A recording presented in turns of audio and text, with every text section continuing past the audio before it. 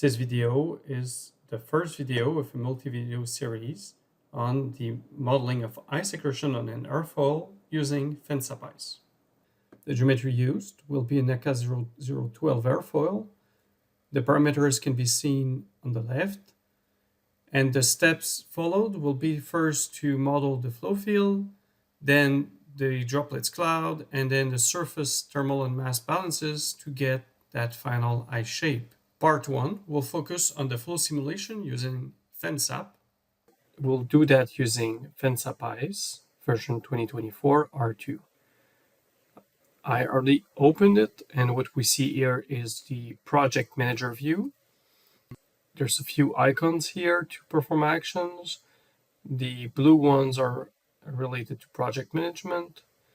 So for example, here, a new project, opening a project, and grade options are going to be related to project view, and we'll look at them later. So let's create a new project here.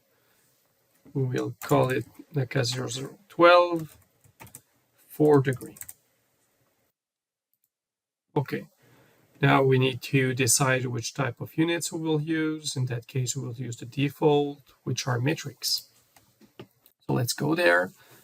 Now we have these two icons that became blue. So the home view, which brings us back here, and the new run button. So let's start with a flow simulation. Icing simulations are going to be made from flow, some particle simulations like droplets, and then ice accretion itself. So let's start with FENSAP here, which is a flow solver equivalent to Fluent. Let's do that. And all the runs in FENSAP-ICE are going to be listed with the input files on the left, output files on the right, and in the middle, the configuration of the run with that gear icon. So first thing to do is right-click on the grid and defining it. In that case, we will use a grid that's here. I already prepared.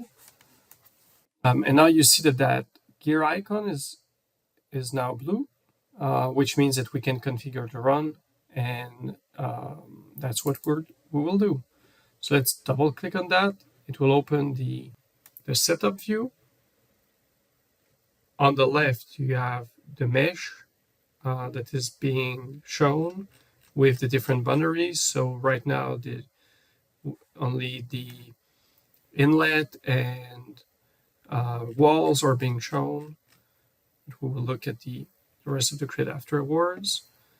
So you can play with it, do rotations, just move it around, zoom, have a look. On the right, we have the parameters split in different tabs. Here we have the model parameters. So we start with the input files. Here the grid only. We tell which physical model we want to solve. So it's the air with Navier, Stokes, and full PD equation for the energy. That's turbulence modeling.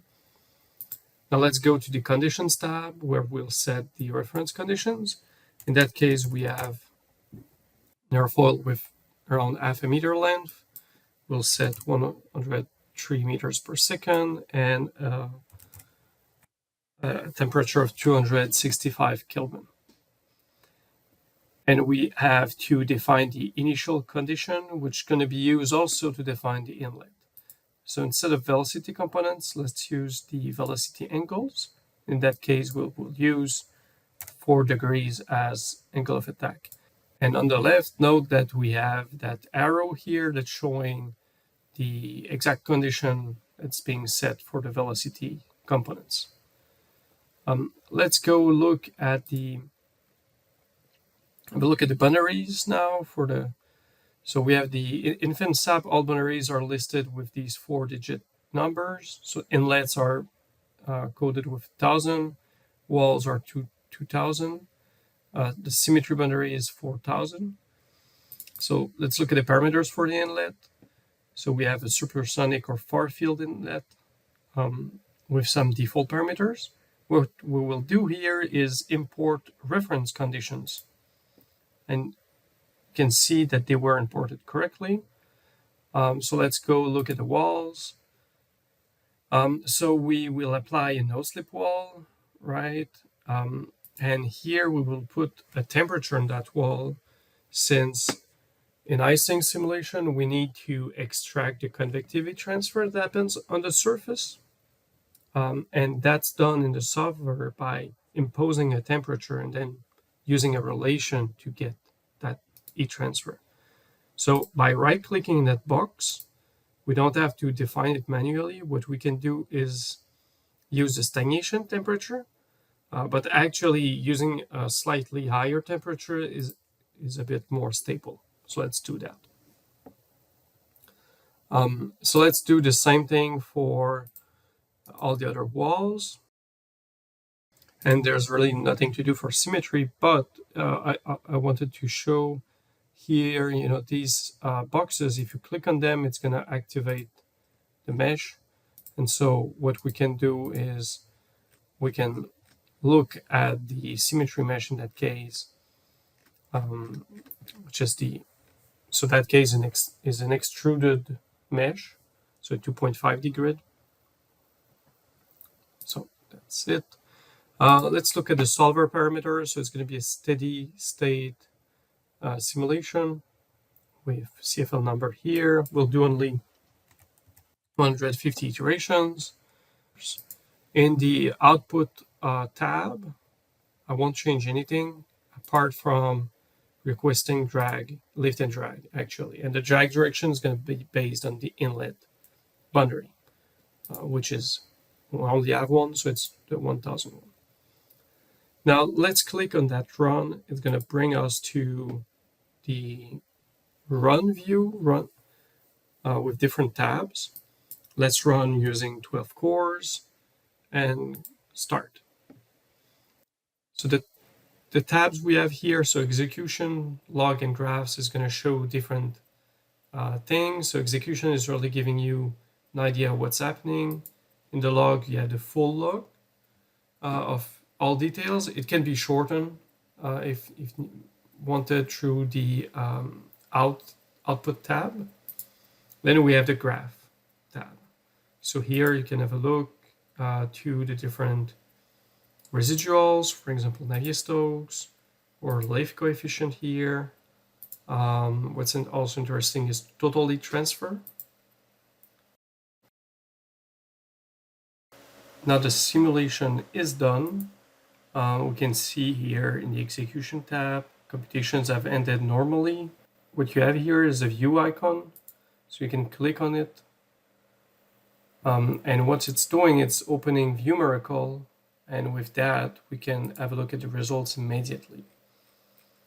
View Miracle is the viewer that's included with FENSAP-ICE. So we can activate or not different boundaries. And right now we're looking at density, but if you go into the data tab, you can change that, for example, to pressure or velocity magnitude or other things. And if you select a value that is computed on the wall, like heat flux, well, in the field, it's going to be 0, but on the wall, there's going to be a value. So let's go back to object. Let's deactivate that boundary. Let's do a rotation. You see that the value is there on the wall. And what we can do is also in the query tab, we can enable 2D plots. What it's actually doing is doing a cut in the direction that we want. And it's showing the data that's on the solids that it's cutting. And the preferred way of showing them is often on using the distance. That is the curvilinear distance that goes clockwise around the airfoil, starting from the trailing edge. And you have graphs like that. This is the end of part 1 of that multi-video series. In the next video, part 2, we will look at the droplet simulation using Drop3D.